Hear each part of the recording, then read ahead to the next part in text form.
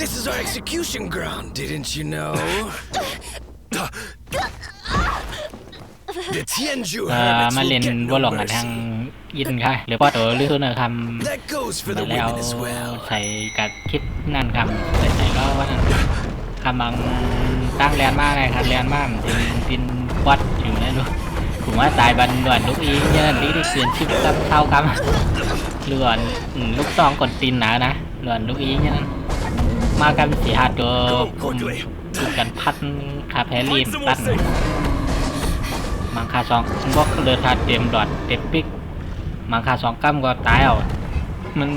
เกินหนังเอาครับอะไรมันพันแห้งเกินหนังกับอะไรอัพเลยคล้ายอย่างนั้นขนาดที่ว่ามาแล้วเพราะก้อนมังอันทำสองกั้มบางสามกั้มน้ำใส่ท้ายก่อนบางก็ใจท่าใหญ่ในกั้มเดียวได้ผมต้องเป็นท่าอ่อนเนี่ยนะสองสามกั้มใจนะในของน้องยันท่าอ่อนได้พันธรรมดาเลยพันสองกั้มท้ายผมมังก้อนได้ใครเกี่ยวไอ้เขาแค่พอเขาแพรี่ไรนายก้างใครมังแห้งหลังเดือนนะพอแพรี่ไรเดินในห้องย่องอีกขนาดพอเขาแพรี่ไรก่อนเนี่ยทำเดือดร้ายนั่นเรื่องเป็นใครไหนค่าอันกินลงมาอย่างพวกนี้อะไรกำเดียวกินลงมากินแล้วก็ไปได้ที่เราเจอกันนะไปมิ้งได้ไรก็ไม่เล่นได้ว่ามาสันลาแต่มากว่าได้ไหนได้มีสนุกเกี่ยวกันขนาดน้องนั่นมีเงินในตื่นนะผมเดินแล้วเกมยังไงเกมแนวขาเกียร์เลยไอ้ภายในใหญ่มีก่อนเลยมาจ้าไปอะไรเต็มเลย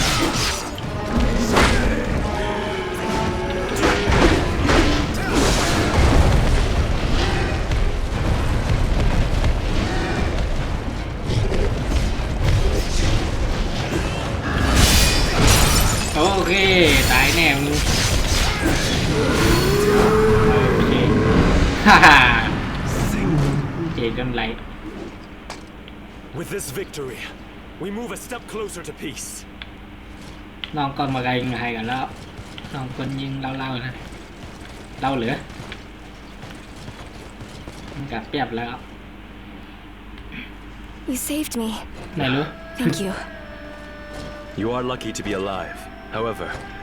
I am not the one you should think.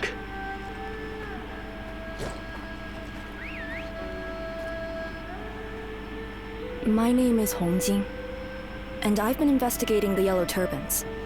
That jade is... I must leave you now. I Wow. advise you to head to Guangdong, to the Yellow Turbans' headquarters.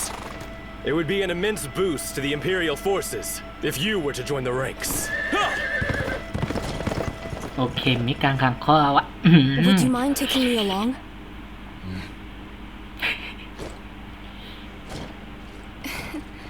เล่าเลยนะ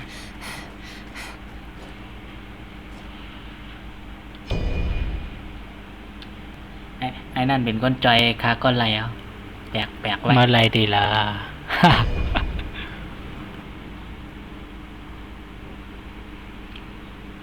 โอเคบันเล่นกันไหนไงพวกใครเรียนให้นำก็สั่งซื้อเกมเรื่องนาอะไรนะพันปลายครับย่อครับบึดนี่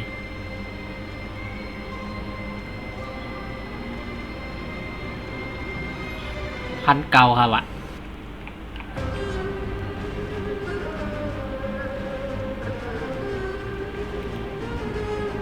มีปันเรียนนำยา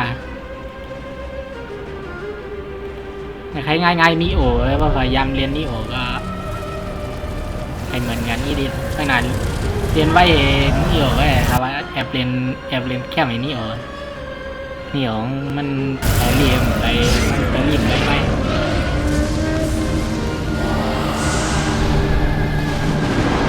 โอเคพอใกล้เรียนก็มาซื้ออะไรกันนะ ตัวธรรมดามันเก่าอ่ะตัวพิเศษ2,900โอ้โหการเลยตัวไหนขยำมาเอาได้ตัวนั้นนะใน เดโมในเพหามีตัวไหนอ่ะขยำเรียนในเพหามีตัวไหนเหมือนอย่างนักกล้าเนี่ยนะเขียนอย่างเหมือนอย่างนกเหมือนอย่างนกพินิกนะโอเคก็ได้ก็ไปอย่าลืมมาซื้อเล่นกันเยอะๆนะแต่อะไรไม่เล่าเหมือนคำอะไร